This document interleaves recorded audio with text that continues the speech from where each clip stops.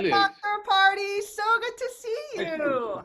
Good to see you too. Oh my goodness, it's been so long. You look exactly the same. The last time I saw you in person was probably when I was a student at Juilliard, which was a long time ago. And Yeah. but I feel like somehow with the social media, kind of kept in touch with you, which is really nice.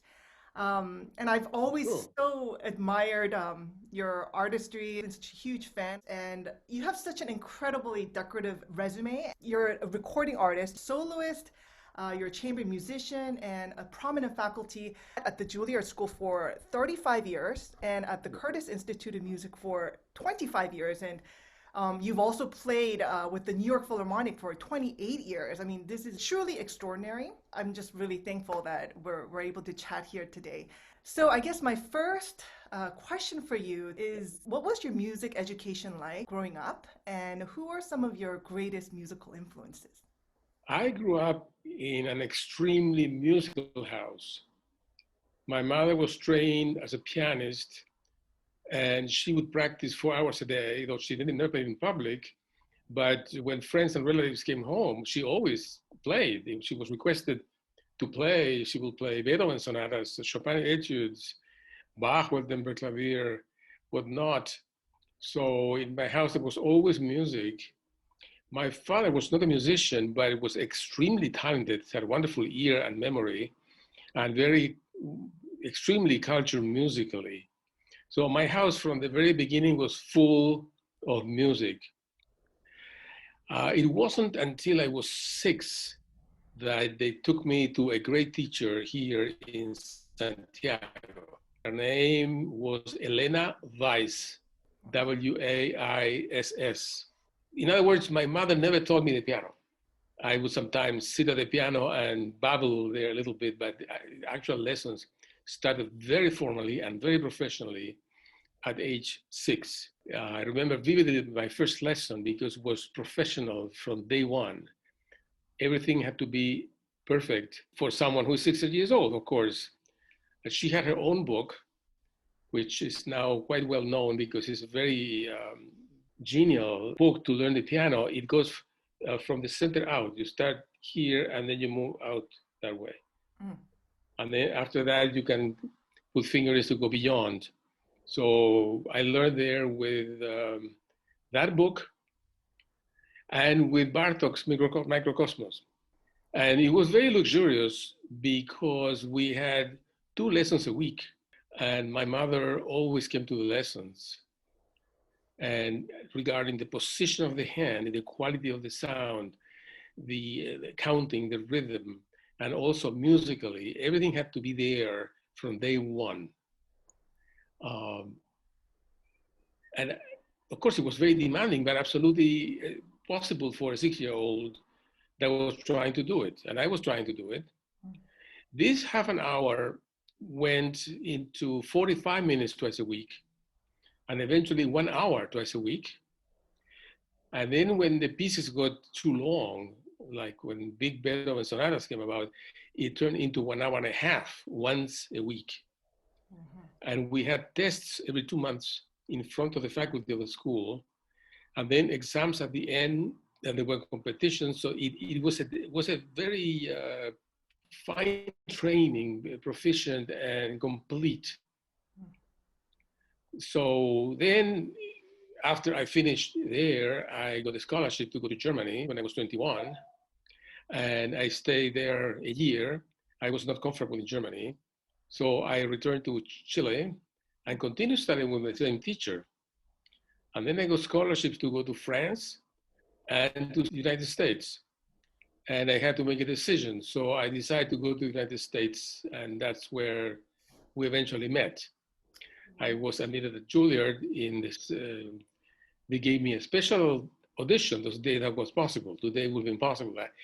I had a special audition in January 1970.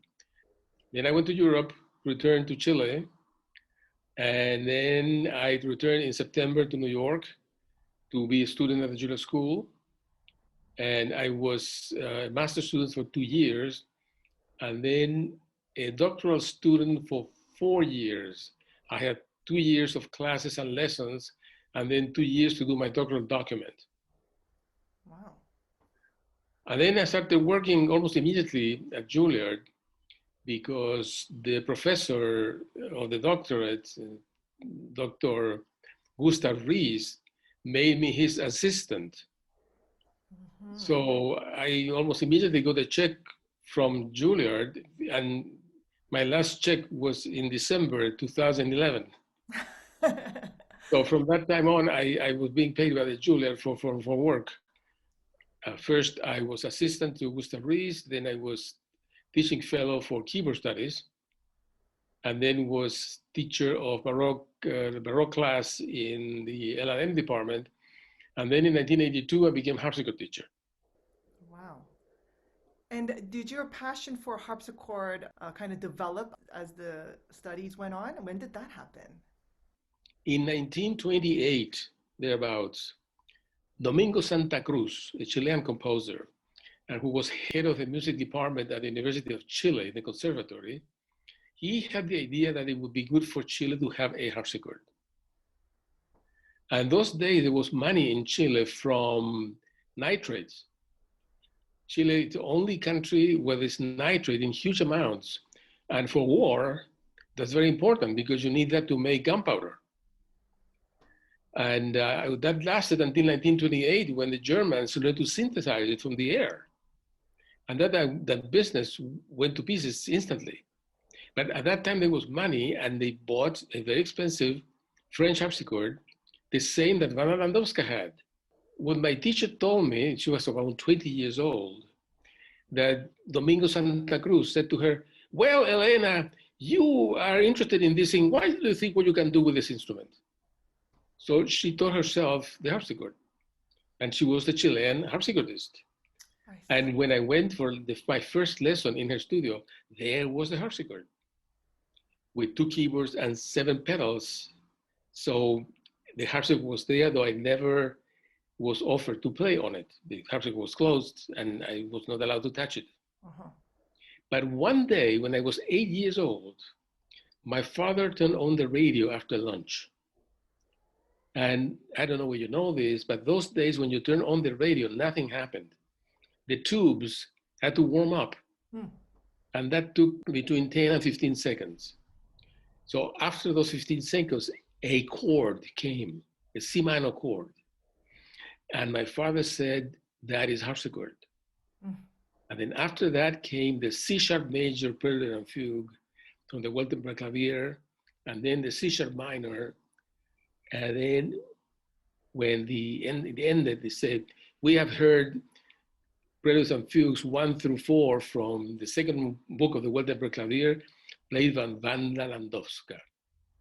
And at that point, I thought, this is so ravishing. The sound, the music. My mother played Weltenberg Clavier, but I had not heard those pieces.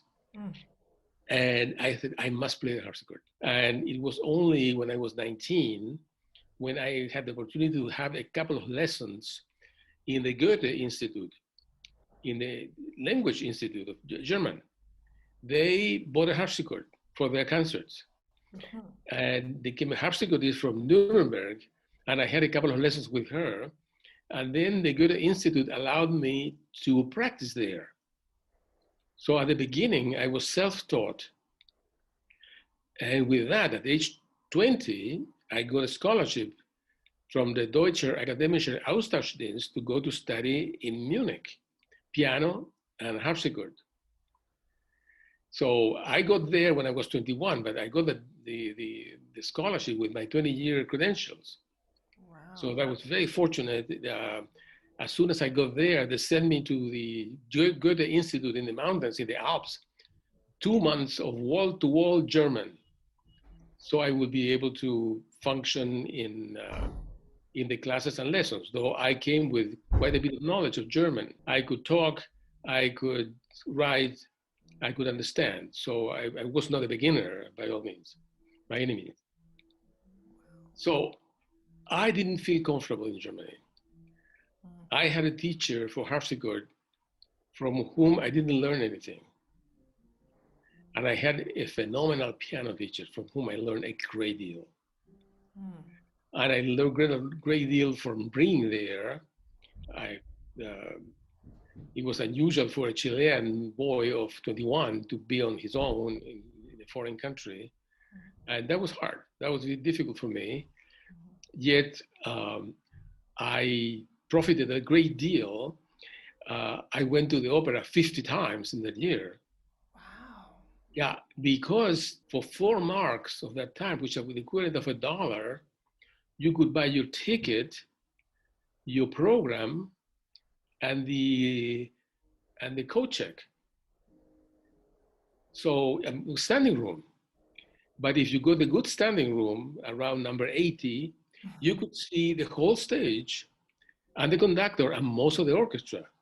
So it was luxurious. And at my age, standing for 5 hours for Tristan on Isolde, that was just fine. Yes. I could take that. So I took advantage. And of course, I went to concerts. Karl Richter was the big star of Baroque music there. He was professor there and organ teacher. So we would see him in the hallways there. Very enlightening. Wow. I know that many young people struggle with, practicing, and I would love to hear what practicing looked like for you as a student and throughout your journey as a musician. My practice has changed enormously. Right now, I am extremely disciplined. I practice by the clock. And I don't allow myself, for example, if I go have a glass of water, I stop the clock. Otherwise, when I think I was away from a minute, it was 5, in fact. So I keep a draconian schedule now. Can you tell me a little bit more about that? Like how does that scheduling look like? Do you pre-form it? How does that work?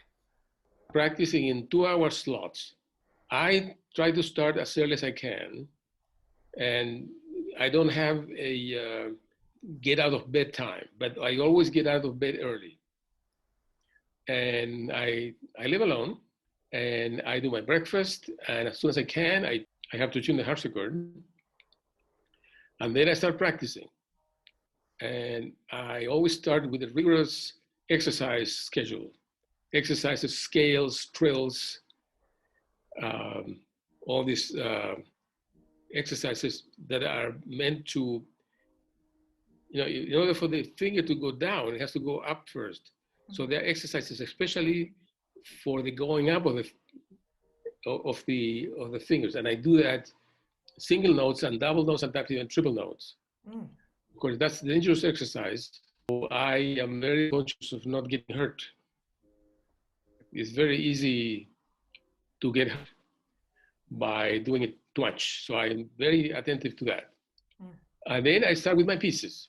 I use a clock so that I don't cheat on myself. So you literally have a clock like next to your harpsichord and then you time it. I put the clock backwards, 6 hours. Every day? No, I used to be able to do that. I can't anymore. But still, I have the illusion that that will happen. So I set the clock at 6 hours, and it's counting down. Wow, I am so impressed. That is amazing. Well, Wow. that's the way I need to do it for me. I am sort of undisciplined, so I have to discipline myself. Were you always this disciplined though? No. Can you tell me a little bit more about that as well? I was not disciplined at all as a child. And I learned very easily, but I guess I was not taught to practice. And the practice I do now, which I think is good, I taught myself to do that rather recently, though I always was able to tell my students what to do. But I was never completely satisfied with my own practice. It was more easy to tell others what to do than tell myself what to do. But I have improved. I'm making progress. When you were a student, did anything change in a way that your practicing became a bit more disciplined? It changed because I had to make it change. So this is not working the way I want, so I better change it. And I did. Were you able to balance all that you're teaching and you're performing? I mean, I can imagine your schedule must have been absolutely insane. And I wonder how you kept everything up. My schedule was a schedule. Whatever I had to do, I did. Though I had cancer career, I didn't travel very much. So everything was near home. So I would practice at home. I would walk to Juilliard. I had the advantage of living at half-hour walk from school. So I seldom took the bus. I would walk across Central Park, which was a gift. Wow. And even if it was raining, I would walk. If when it was snowing, it was spectacular. The only times I couldn't walk across the park was ice. And it was very, very, very dangerous to walk there. It was like a skating board. The walkways were covered with a sheet of ice, and it was impossible to have traction. So then I took the bus. But otherwise, when it was snowing, I would go with an umbrella under the snow. It was just gorgeous. And I could exercise also. So between 30 to 35 minutes, and it was predictable because the bus sometimes got stuck in the park cross, and it was not possible to get out. But when you walk, it's always 35 minutes. And then when the children came home, I was always there. So we practiced, we did homework, we talked. So it was very good. Oh, that's wonderful. And my wife's desk was 5 minutes from our house because she worked at Rockefeller University and we lived in Rockefeller housing. So it was a very privileged situation that we had. And we had an apartment with a view of the river, spectacular. Oh, wow. Yeah, it was very fortunate. Do you ever miss New York City now? Yes, but each time I come to New York City, I think it has changed so much to the worse, so much building, so much construction, as if in every corner there is a hole of some sort. There is obstruction everywhere. And it seems I come at least once a year to New York. And each time I find that life is more difficult there. I don't know how you feel, but it has gotten very crowded and New York never ends. But I enjoy being there. And you've taught so many students over the years. And I was just thinking earlier before speaking with you, you must have your students all across the world. I mean, people have learned from you from all over because these major conservatories, first of all, they come from all over the world and then they spread out to all over the world. And so they've basically been influencing so many students across the world. And over teaching many different types of students, do you have any suggestions or advice in terms of practicing in general? One main thing that I say to students is put your butt on the bench and keep it there for 2 hours. Just do it. There are moments when I get up and I don't feel well. And my instinct would be, no, it's better not to practice because I don't feel well. I keep practicing.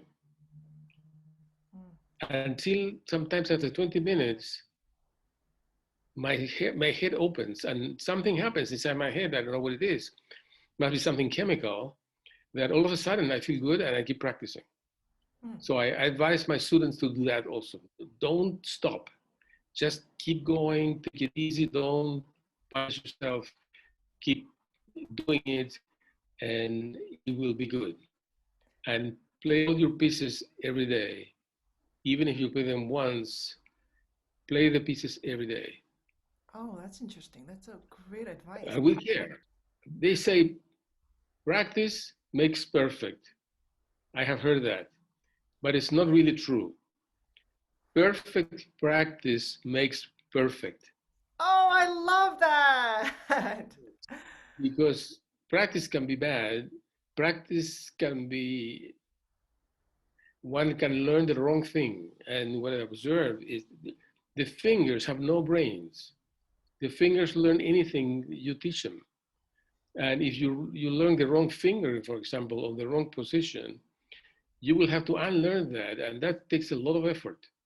So ideally, go straight to do it right, and one has to use a lot of brain for that, a lot of preoccupation. The other thing that I always warn the students is that take care of your body. Be careful with your hands.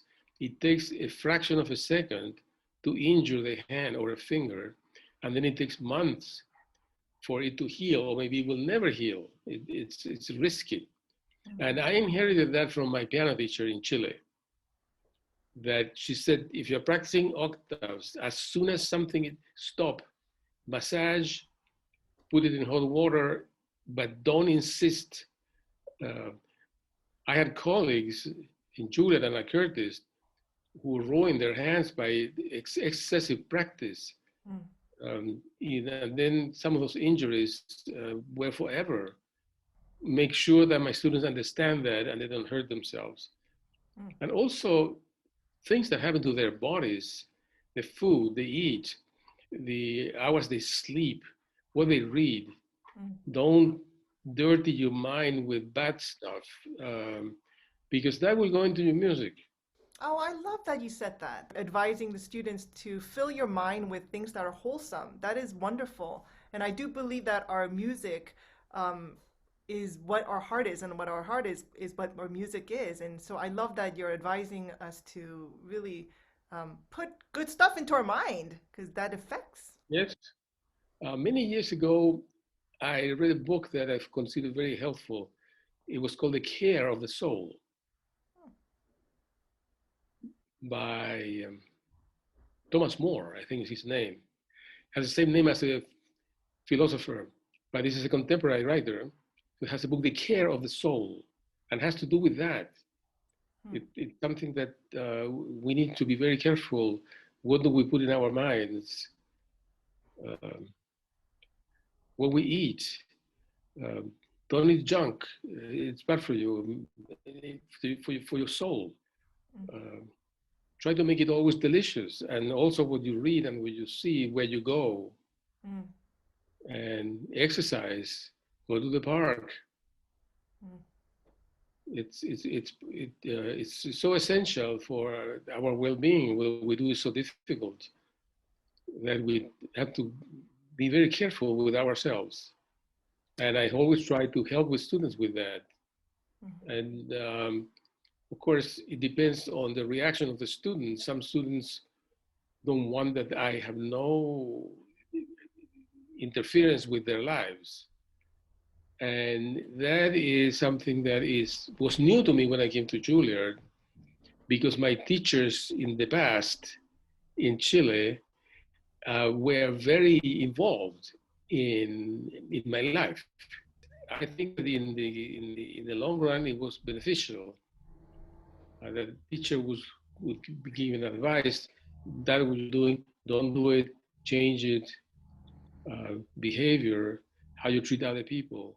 I was very fortunate with my teacher in New York, because we got along very well musically, but also in other manners, such as cooking, for example.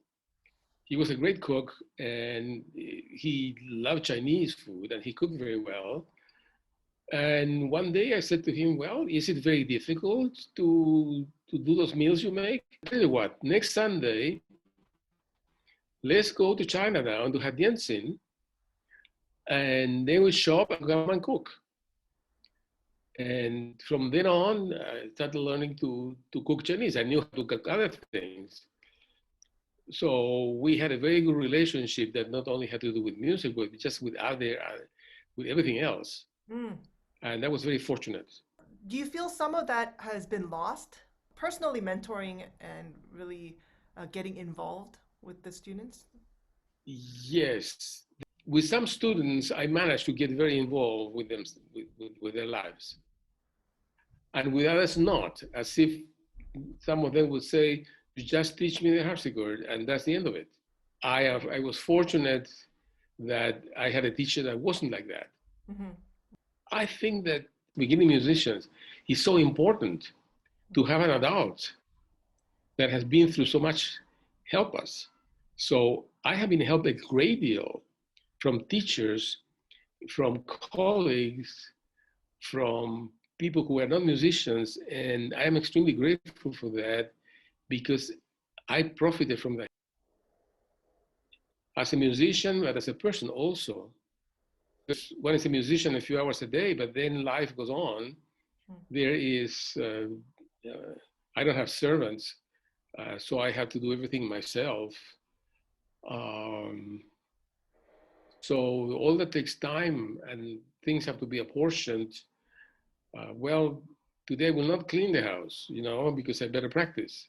So if sometimes I am in not so clean surroundings, so be it. I have to make decision what is the important thing for me. And when you play the harpsichord, there's a great deal of harpsichord maintenance. As you can see behind me, there are three instruments. Yes, they look beautiful. Can you tell us a little bit about your instrument? Yes, the red harpsichord is a French style harpsichord. It has two keyboards and three registers. Then you can see a little instrument which is gold decoration. Mm. That's a Venetian style spinettino. It's like the virginals. And it has one keyboard. Mm. And then the instrument on the wall is hanging there because there's not enough room in my house to have it down. So whenever I need to play on it, I have to be taken off the hooks and put on a stand and play. Oh, wow. I know that Baroque music, there's a lot of improvisation. And so how do you practice that? Well, there are different types of improvisation in my case, and I do only one of them. I improvise my ornaments while I play. I could add notes here and there. There are two types of ornaments. Those are the trills and appoggiaturas, and they're very often indicated by a scenographic sign. And then there's the Italian ornamentation, which is melodic, and you have to fill the spaces between the notes. And that I can improvise. But I never trained to improvise a fugue, for example. I don't do that. That's a different specialty. And I think that in order to do that, it will be good to be a composer. To be able to create, well, of course I can improvise a fugue, but it would be no good. Even with the ornaments that I improvise, I try that they make the music better, because sometimes an ornament can make the music worse. It's very often that one hears the ornament and says, well, it sounds much better without it. So we are improvising all the time, but very often we say, well, that's fine, but let's take it off. Sounds better.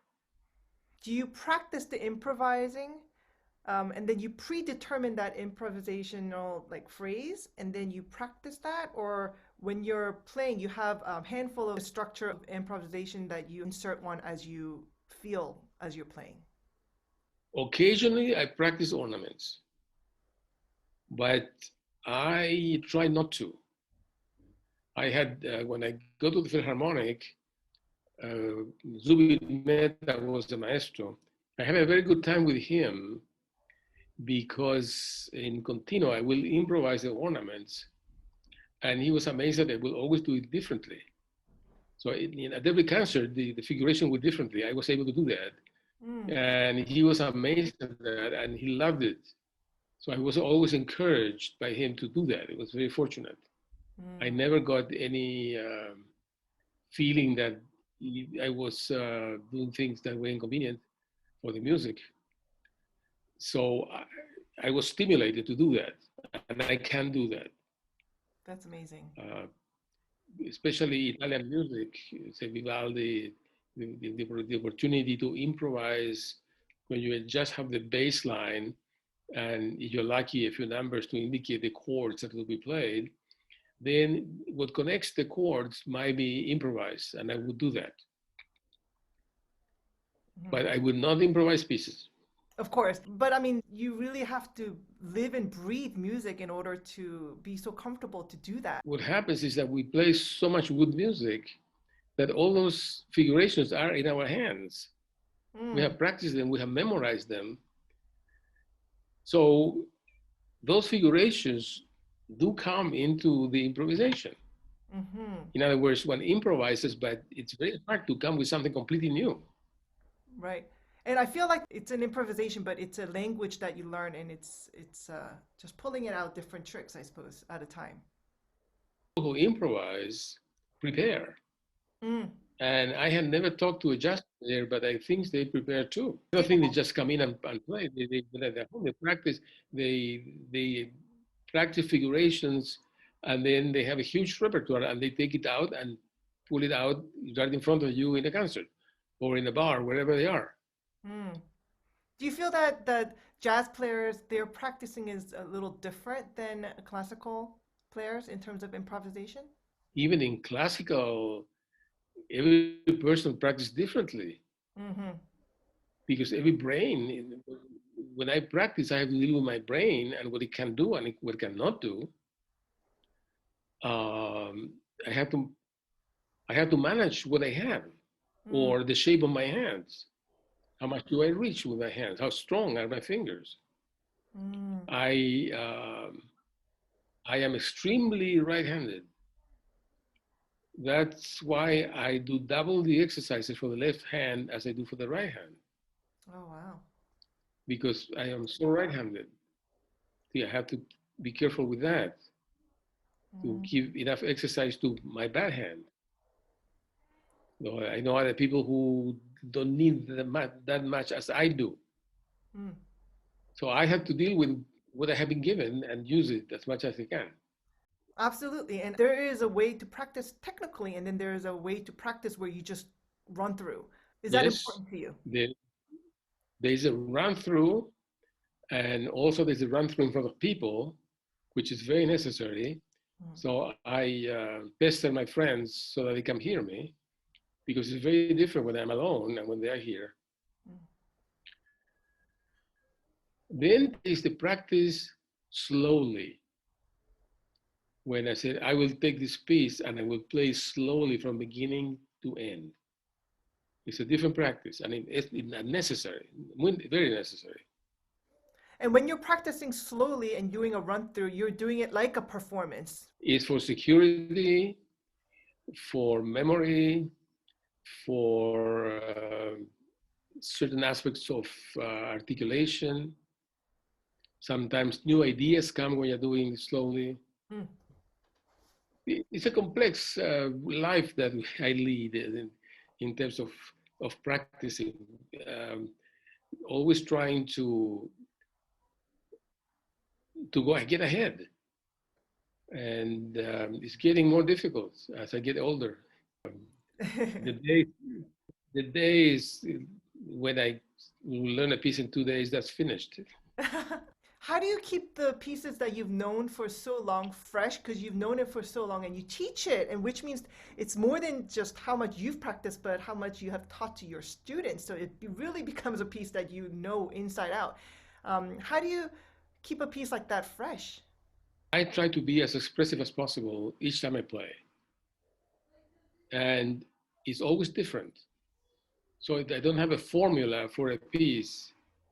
Each time is the first time. I know the notes, but musically, um, it's very fresh always. I make an effort for that, uh, not just to repeat an effect that I had invented, but to devise new ones. Uh, and otherwise, I would get bored also myself. Mm. I love that you said that there's no formula. That's really wonderful. It's as if the formula is being invented each time Mm, because we are never the same person. absolutely. You know, the image of the river, that you cannot bathe in the same river twice, because the water is running. So each time you get in, it's a different river. You jump in it, but it's not the same river because the water is not the same. The same thing happens to me when my mind has experienced things and different each time. Mm, And I try to capitalize on that. I think that we should try never to forget anything. Mm. Whatever experiences we have, keep them. We might need that. Mm. We cannot afford to forget anything. Mm. If you see someone doing something good, you have to learn that and not forget it, because you can Mm. use it. You know, when we learn from, I'm learning from other people constantly. Each time I'm with someone, I will learn something and try not to forget that. Of Mm. course, it's easier said than done because we receive so much. And how can we, well, they say that whatever we get, we remember. How to get it out of the brain? It's there, but where is it and how do we get it out? Mm. So that is something that I try to practice also, how to, whatever is in my brain, to bring it out for my own benefit. Mm. The one aspect of music making that is very important for me is the memory. And we didn't talk about that, and that's a long subject. So maybe we'll do that in some other occasion. Do you memorize everything you play? Absolutely. So everything. Wow. Well, if I play chamber music, yes, I play with music. But But chamber music, the most difficult preludes and fugues I memorize. And I don't memorize it, it happens. I mm-hmm. don't make any effort. I practice and I learn it. I know it. Mm-hmm.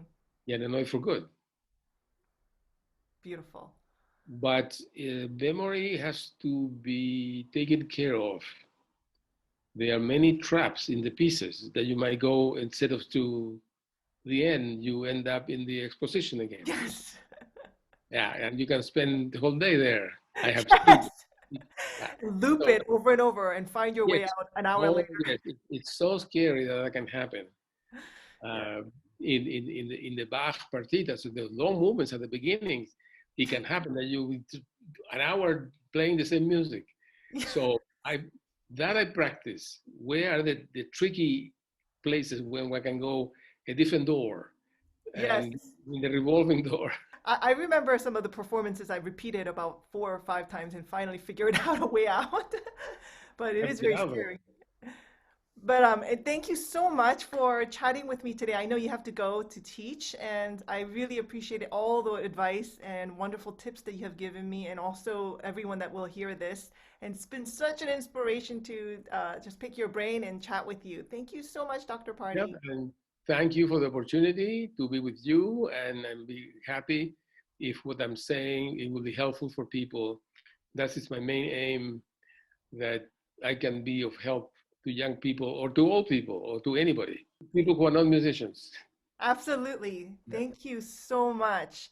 And I Pleasure. wish you have a wonderful rest of the day teaching. Okay, all the Thank you best. so much. Bye bye. Pleasure. All right, so long.